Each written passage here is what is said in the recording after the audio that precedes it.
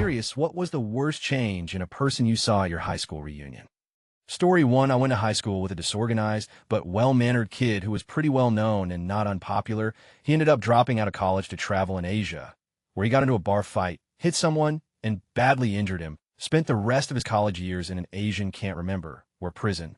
When I saw him at our reunion, he had a massive face tattoo and was using every racial slur known to man, loudly.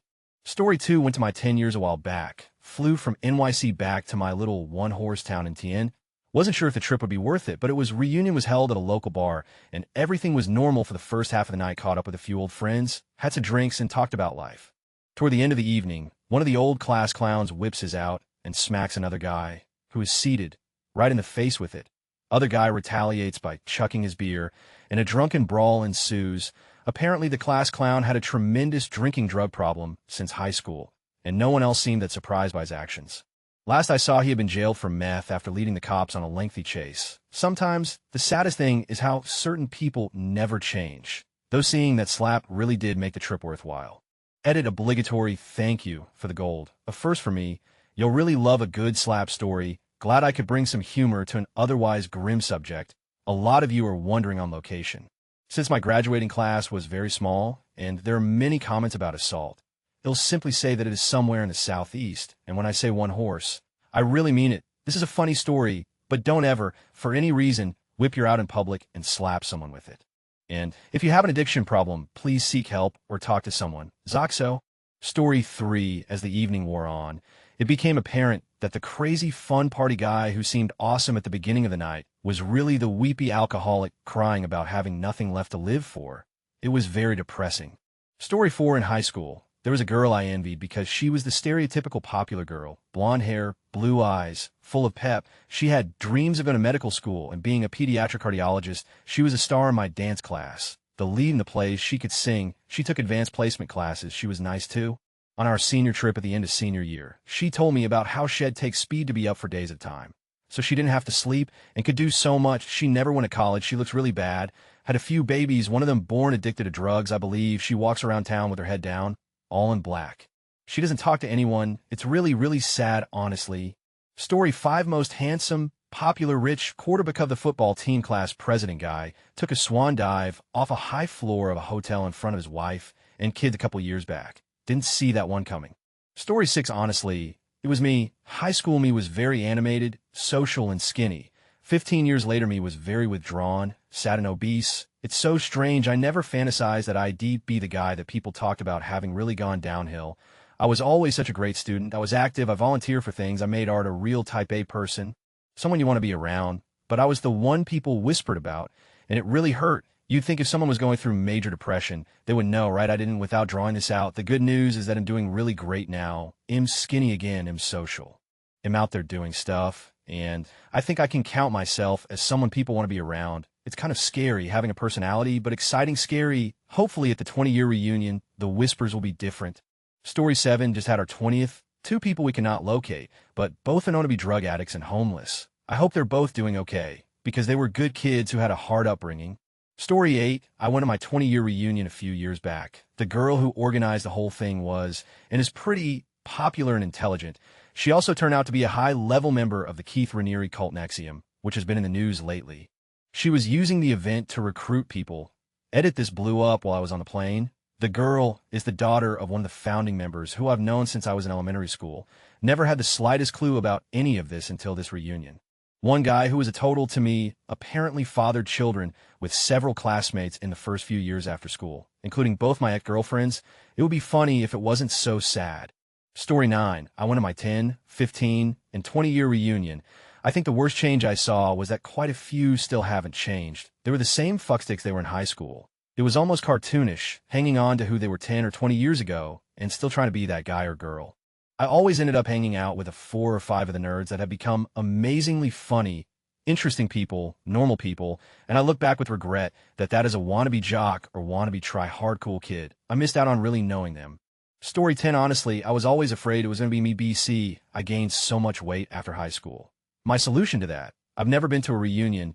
Next year is my 20th reunion, and I'm doing keto and trying to lose weight. I'm down 17, 2 pounds so far 1 month in.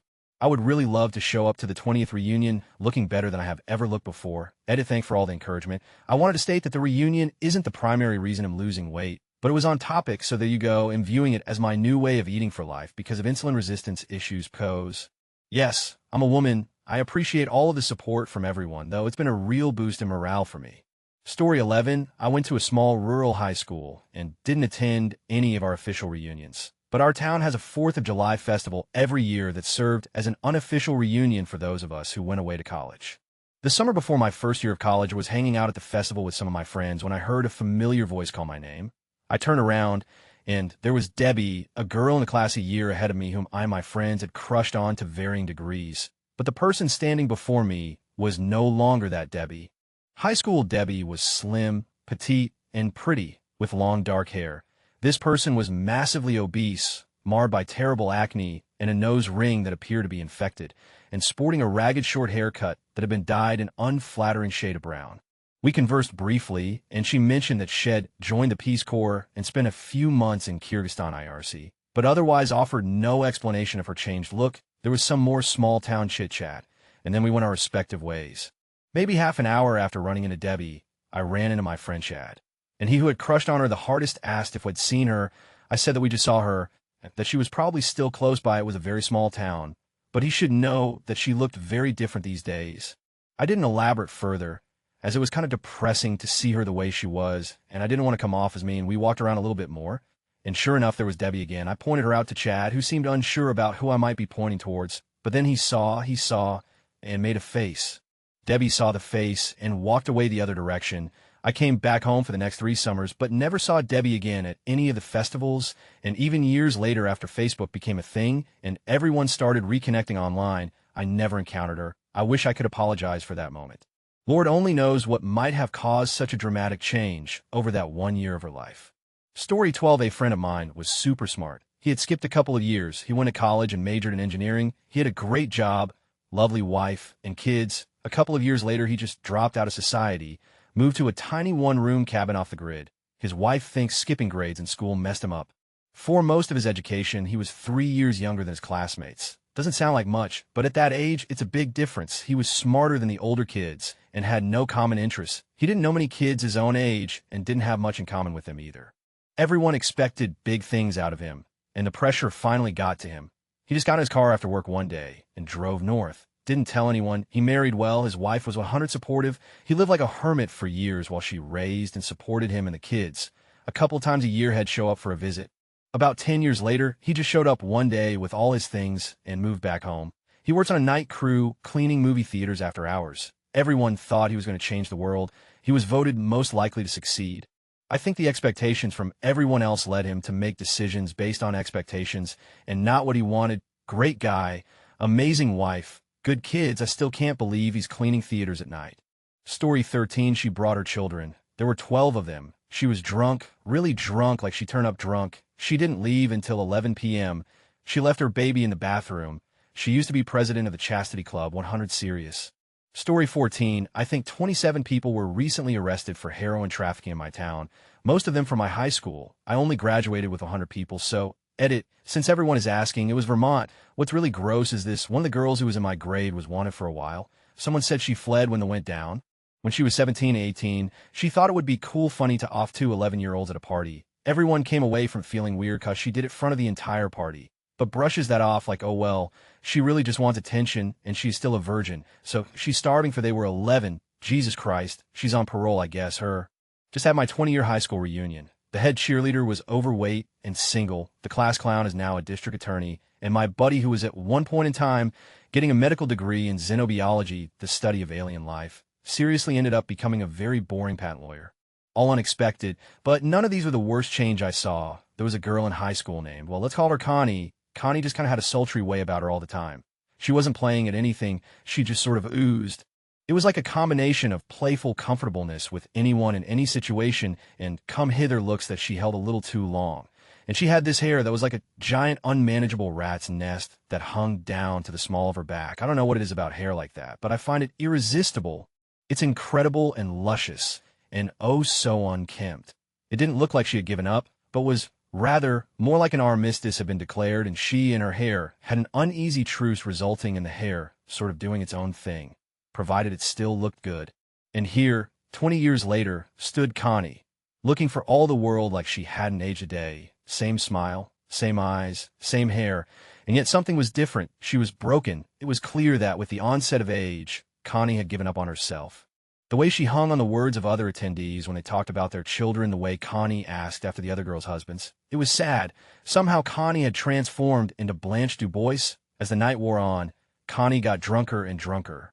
She started resting her hand on my chest while we talked, and then on another guy's when he walked over, and then a third. She would lament her absence of a beverage, and all of the single guys would volunteer to buy her a drink. The other girls started asking each other to look out for Connie and make sure she got home okay.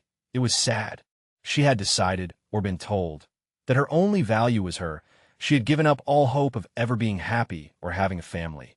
Connie was looking to fill her figurative void literally, and was clearly following a well-practiced routine, probably the result of years of bar hopping and one-night stands. Seeing someone who had once been so vibrant and mysterious laid bare like that, knowing that she still had the magic that Shed had back in high school, but also seeing that she no longer believed in magic at all, and realizing that some people who deserve to be happy will never be happy purely because they've given up on themselves. That was a horrible thing to witness. Connie, you're better than you think you are. Good luck. Edit people seem curious what I mean when I describe Rat's Nest hair. I mean her hair looked like this re-edit for hair, think Amy Winehouse hair. Credit to You've Mir for thinking of it as an example. Edit to the going through and downvoting everyone who commented that they like my writing. You feel free to downvote me if you don't like my answer, but don't hate on other people for having an opinion that isn't the kind of pure internet rage your body screams out for during your periodic offline resting periods. Maybe go outside and take a walk. You'll feel better, trust me. Story 15, they were all pleasant. The surprise for me was two of the ultra stud guys now had some severe male pattern baldness. One guy tried to keep it going with an extremely thin forest on the top of his head, looked awful. The other guy just shaved it clean, looked great. Story 16, in high school, I was more than 100 pounds overweight by my senior year. I think I was the heaviest in my school of 1,500. I was picked on like you might guess for my weight. I ended up losing all the weight and hit the gym hardcore, building up a nice physique. At my tenure, it was crazy seeing how many of the skinny guys who had picked on me were now really overweight. So many dad bobs. Story 17, this girl was one of the nicest people you'd ever meet. And not in that, oh, they'll be nice to you, so you're nice to me mindset. No, she was just a genuinely nice person to everyone, but she was really sheltered. Like she wasn't allowed at school dances, no dating, no makeup, not that she needed it. She was freaking gorgeous. No drama cast parties, no field trips unless her parents were allowed to chaperone, no sleepovers and all that jazz. Always dressed super modestly. My 10-year reunion was this year, and she was basically Skeletor, the red-nosed crack. I guess she went off to college and went absolutely wild with her newfound freedom, went right over the deep end, and never climbed back. Just a sheer number who had kids straight out of school and lived shitty lives. Felt really sorry for all those kids. Story 18, man, reading this just makes me realize how lucky my class was. The girl I had a massive crush on is recently engaged to a guy who looks perfectly decent. She travels, works as a nurse, and is somehow even hotter than she was in high school. My high school sweetheart is married to a guy who runs a respectable business and lives on the beach in Florida. My core group of best friends all keep in touch, and we see each other regularly. I live with one of them, and she and her partner are getting married next year. The one dude we all thought would be join the Air Force now works in private computer security, has a wife and 3 kids, and is doing great. One kid who was near murdered in a drug deal gone bad in high school got clean and teaches karate down in North Carolina. Even the townies are doing all right. Many of them hitched up with their high school sweethearts and are making it the best they can in the town they know and love for whatever reason. We have, of course, several folks out of the closet, including one who transitioned, but they all seem to be doing just fine. Story 19, I consider this guy my best friend in high school. A little strange, but super intelligent and a cool dude to hang out with. Didn't see him at my reunion, reached out to his sister to check on him. Find out he is serving 2 consecutive 75-year sentences without parole for molesting children. I still think about him, have his address, and want to reach out to him to see where everything went wrong. Edit, I appreciate the replies. My concern was that something happened to him when he was a kid. That would be the answer I would be looking for, and probably wouldn't get or be inclined to after all these years. It was, and still is, a hard pill to swallow. The news article wasn't very detailed, and I couldn't bring myself to ask the family anything. Story 20, my 20th is coming up, so I'm sure to hear more stories. But the most messed up one that I know about now is about the guy who was friend with everybody in our class. He didn't really have a set clique and could fit in with any of them and got along with everybody. A while back, he became a registered offender after he abused his neighbor's teenage kids. When I found out, I did some FB creeping and found out that a vast majority of his friends and likes are related. Now, it seems like he's our class dirty little secret nobody talks about him. And this is what I've done over 20 years. Many biographies my classmates have put up on our FB page, completely skipped him. Even classmates not on FB posted updates through proxies. I doubt we'll be seeing him at the reunion. Update, I got to thinking after this and realized something. Those in my class who didn't move away and still live within 20 miles of where they grew up and also went to the various small colleges in a nearby larger town are easily the most bigoted racist people in my class. And the junk they post on FB, eesh. More reasons to be glad I left our totally white bread area. Only time my school ever saw color was when we had foreign exchange students and got to experience new things and meet new people.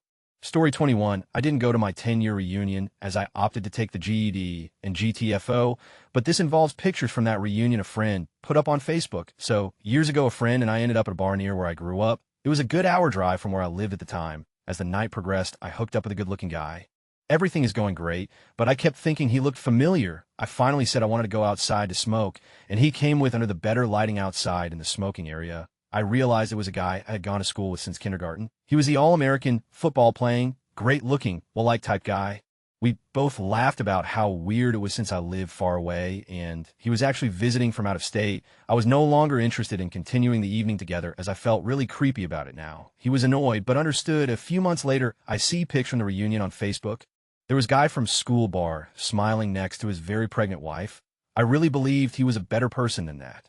Story 22 stories, one coming up on my 40th. Have never been to any of them. Zero interest. Last year, started receiving email notifications that someone was putting together the 40th class reunion and wanted to verify contact information and life change updates, etc. The person in charge of the reunion was actually someone I knew from school graduation size of 600. So, I supplied some information per the request and was kindly kept in the loop of the details of the upcoming reunion in June. 3 weeks ago, received an email that the person that was ramrodding the whole thing dropped out for whatever reason, and subsequent emails with new emerging details would be forthcoming. Since then, nothing, nada, zilch. I live in the Southwest and graduated on the East Coast. Was actually seriously thinking of making the trip. Not now, though. About 10 years ago, when I first started to get introduced to Facebook, I started looking up old friends, acquaintances, and coworkers to see who's who, and what found my old high school girlfriend and sent a friend request. Months went by without a response. Then one day, I noticed a friend request had been approved, followed by a message apologizing, explaining why there was a delay from one of her kids. The message went on to say that she had been fighting cancer and had recently lost her battle. I was saddened to learn that news, followed by the numerous condolences from family and friends, albums of photos throughout the years, and one particular album from her school years, including pics of us together 30 years prior. Took me quite a while to stop thinking about her. Story 23, a girl I graduated with was in high school. She became an even bigger post-college. Our respective husbands graduated the same year, so we ran into each other at their reunion. She made eye contact with me. So, being a mature and forgiving 28-year-old, wave hello, she flipped me off and rolled her eyes at me for the rest of the night. Her husband cheated and left her a few months later. I didn't feel too bad overall at Jen. Obviously, she didn't make it to the reunion, but one of the sweetest and kindest girls in my class became a hooker. My best friend dated her for years in school. She got hooked on heroin, started turning tricks to pay for it, and was murdered. The saddest part was seeing what it did to her mom and dad, who were just wonderful people, and raising her daughter that she never knew. The bastards who killed her dumped her in a ditch, heroin man, and anyone who sells that death sentence. To come to think of it, I don't think I'll be attending any other reunions. I've been to too many funerals of people I should be having a drink with instead.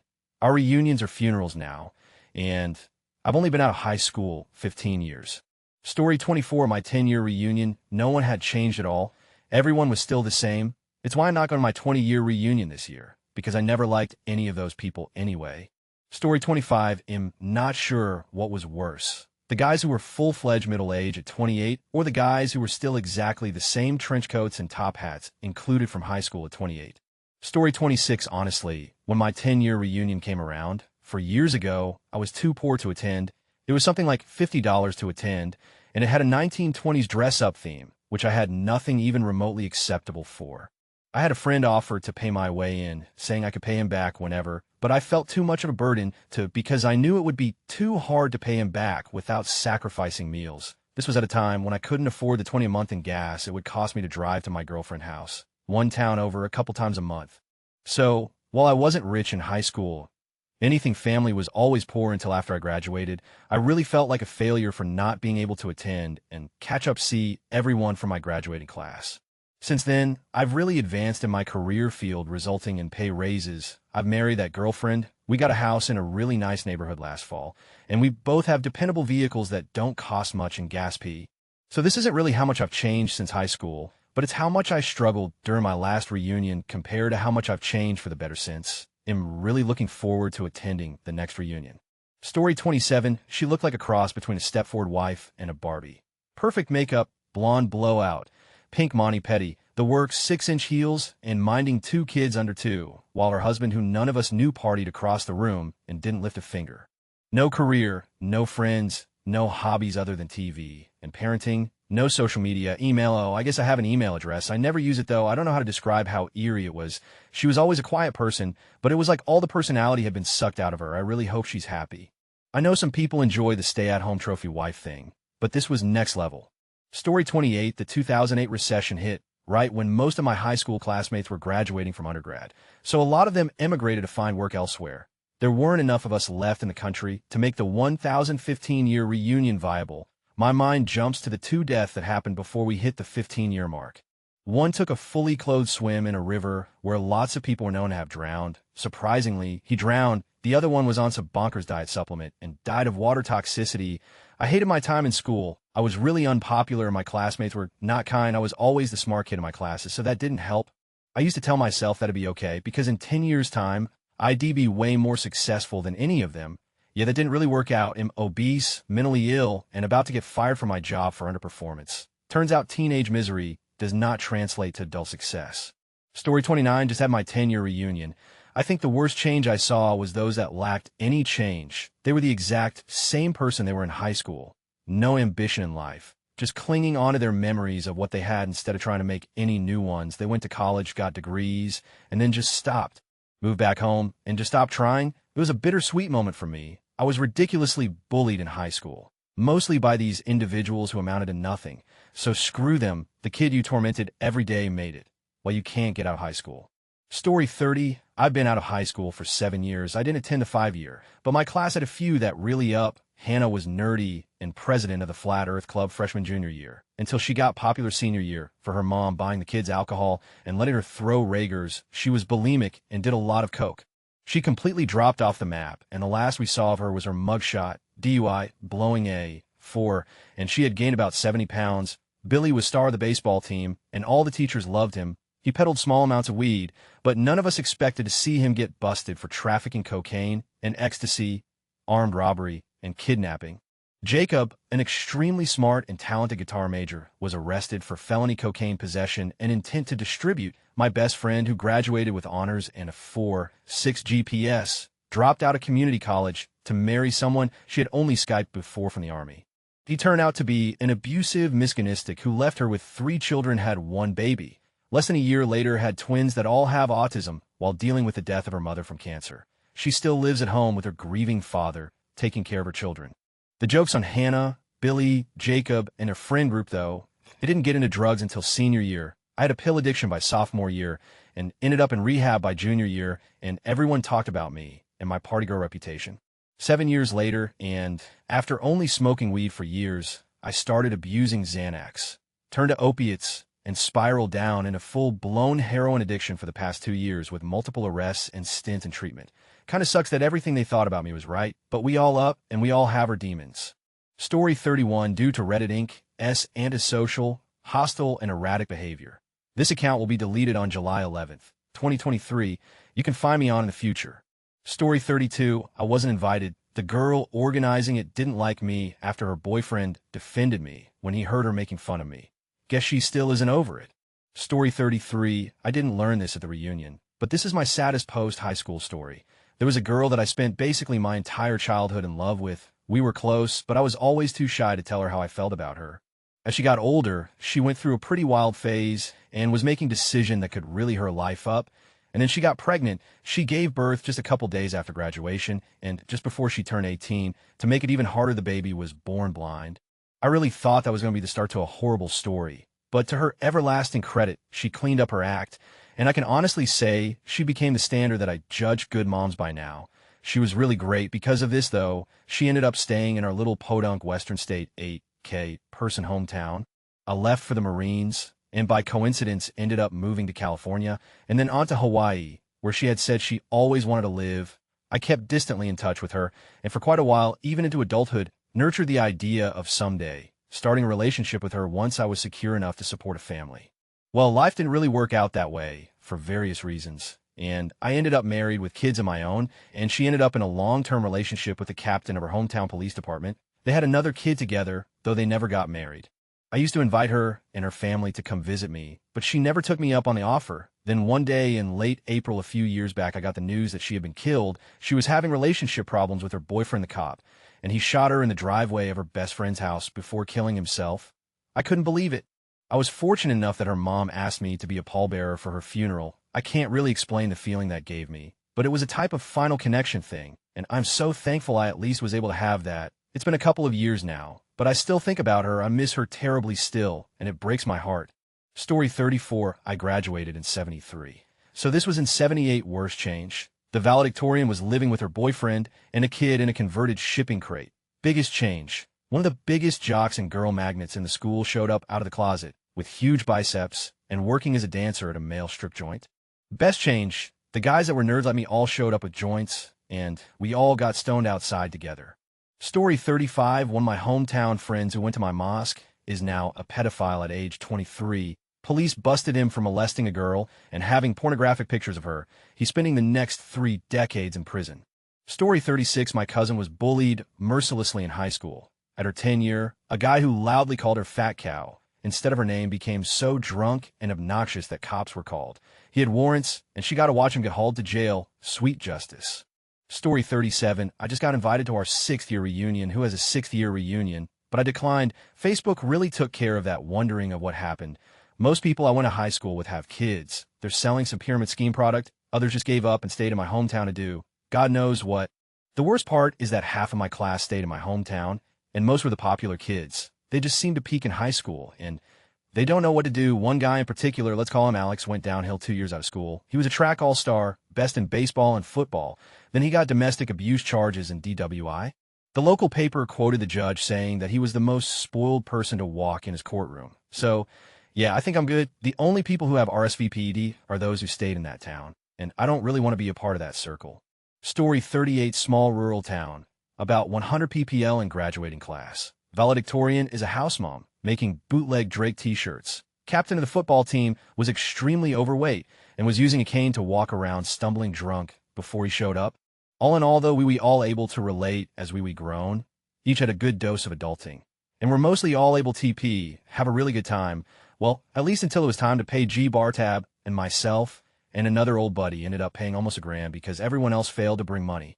Whatever, he'll do it all over again in 2 years, class of 2000. Story 39, it's been 3 years. Graduating class of something to the tune of 400 to 500 people. This is just what I personally know. There's probably a lot that I don't. -2 are in jail for murder, -8 or more in jail for rape and other offenses. Dozen or more in jail for assault with deadly weapons. One of which was on the news the morning after graduation. Dozen or more in jail for robbery or stealing cars, -30 people that I know spend time in jail juvie for drugs, meth, cocaine, etc. Lots of under 18 parents. Dozen or more that have spent time in jail juvie for fighting or attacking someone. One girl in jail for watching her husband kill their baby and hid the body. One guy in jail for killing someone while driving drunk. At least 50 car crashes that could have been avoided if they didn't drive like idiots going 120 on the shoulder through, turn-only lanes in, racing down a steep hill in the rain, driving while drunk on meth, etc. -15 died due to crashes during my junior-senior year. A dozen that I know of killed themselves spread throughout 4 years. Some people have a hand in each thing listed and more. A high of the people I went to school with will not leave the area or will not leave the state. It's what's been going on for years. At our 10-year reunion, quite a few more will be dead or in a jail. The first boy I kissed is now a woman. They went around telling everyone how they'd been to her in high school. And now that she's a hot woman, they can all off. We kissed when we were in primary school, but in high school, I actually remember him, now her being really nasty to me and others. The funniest thing is she is also the first boy my brother kissed, though, that happened after high school, and before she became a woman. I'm not judging them for the change. I just find the whole situation ironic. I try to edit this so it's in the right gender context for someone who once was a male, but is now female, so as to not offend people. Sorry if my editing still falls short.